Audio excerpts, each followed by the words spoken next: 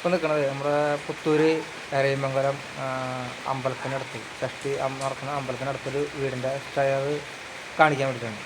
ആ വീഡിയോ കാണാം നമുക്ക്.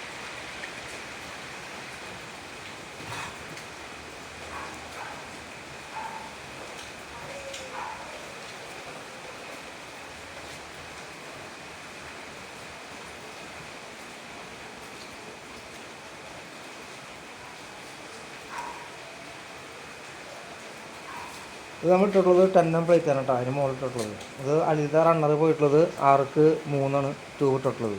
ചെറിയ സ്റ്റെയറാണ്, നമുക്കൊരു 8 സ്റ്റെപ്പ് വരുന്നുള്ളൂ.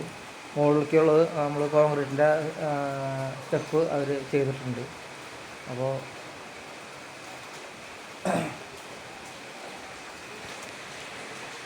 വീഡിയോ എല്ലാവർക്കും ഇഷ്ടമായാൽ ഷെയർ ചെയ്യുക, ലൈക്ക് ചെയ്യുക, കമൻറ്റ് ചെയ്യുക.